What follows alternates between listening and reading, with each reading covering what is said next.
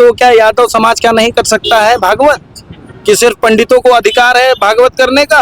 अभी हमारे आजमगढ़ में देखिए, हमारे माननीय श्री अखिलेश यादव जी ने एक मौर्य समाज से आए हुए पंडित से हवन करवाया हुआ। यादव एक दूध बेच रहा है उसको धंधा कहते हैं, एक पासी सोरी बकरी पाले उसको धंधा कहते हैं, और वो ब्राह्मण एक मंदिर पे बैठ के पूजा कर रहा, पैसा लोगों से कमा रहा, उसको धंधा नहीं कहते। इटावा में जो इतनी बड़ी घटना घट गई उस पर क्या कहेंगे आप? इटावा की घटना पे मैं यही कहूंगा, अपने पीडीए समाज से जाग जाओ, जाग जाओ, वरना एक दिन ऐसा आएगा कि गली गली मारे जाओगे, और ये भारतीय जनता पार्टी आपके मुकदमे तक नहीं लिखने देगी। एक इटावा में घटना घटी थी, यादव समाज के लोग गए थे कथा तक करने के लिए, तो ब्राह्मणों समाज ने उनकी चोटी उटी काट दिया गया, उनके कहीं ना कहीं उन पर पेशाब का छिड़काव कर दिया गया कि अरे कथा भागवत करने का सिर्फ अधिकार ब्राह्मणों का है। तो क्या आप लोग भी मानते हैं कि कथा सिर्फ ब्राह्मण ही कर सकता है, कोई समाज नहीं कर सकता है? ऐसा कुछ नहीं, हर समाज कर सकती है, हर बिरादरी को अधिकार है, और कथा तो सबको कहना चाहिए। ऐसा नहीं है कि ब्राह्मणों को कथा कहना चाहिए।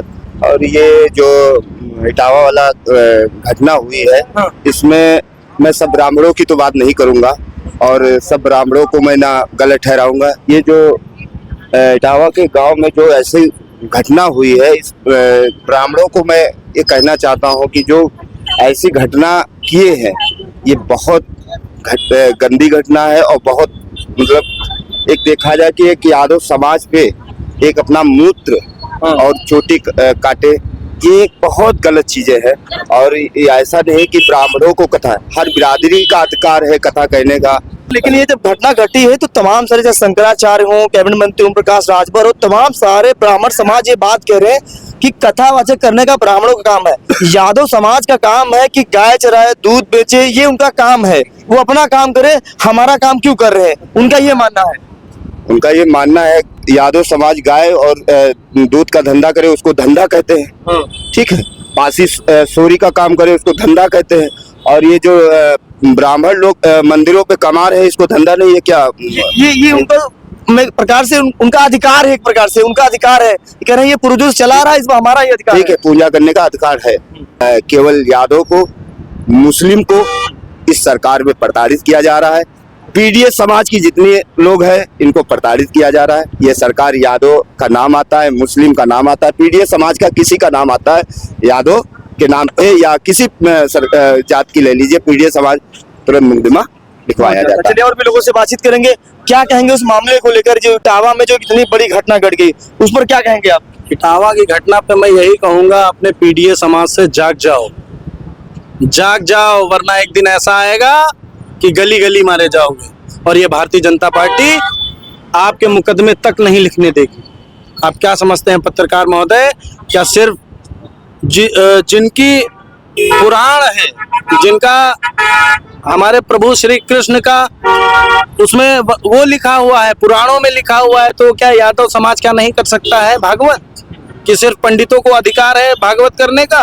अभी हमारे आजमगढ़ में देखिए, हमारे माननीय श्री अखिलेश यादव जी ने एक मौर्य समाज से आए हुए पंडित से हवन करवाया वहां पर। क्या लग रहा है जितना ज्ञान ब्राह्मणों का होता है उतना शुद्धिकरण मौर्य समाज कर सकता है? बिल्कुल कर सकता है, क्यों नहीं कर सकते पत्रकार महोदय, क्यों नहीं कर सकते? आप बताइए, क्या ब्राह्मणों को अधिकार है कथा हवन करने का? कोई भी पीडीए समाज का नहीं कर सकता?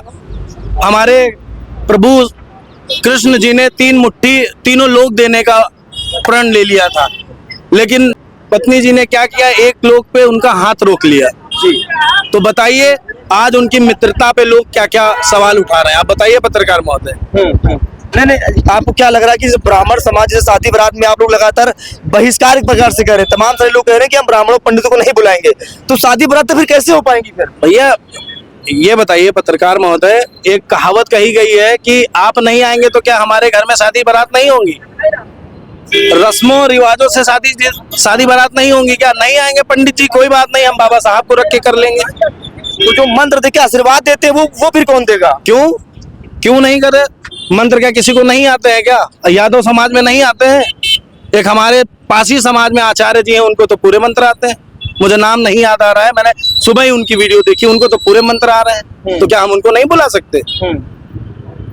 बुला सकते हैं। बिल्कुल बुलाएंगे, तो बहिष्कार करेंगे। बिल्कुल बहिष्कार इसका होगा। पहला उदाहरण आजमगढ़ में अखिलेश यादव ने कहीं कर दिया कि बिल्कुल आवाहन कर दिया, आवाहन कर दिया जी, बिल्कुल आवाहन कर दिया कि जो लोग ये सोचते थे कि अगर हम उनके घर नहीं जाएंगे तो उनके घर शादी विवाह कुछ नहीं होगा, तो बिल्कुल होगा, आवाहन कर दिए हैं माननीय जी।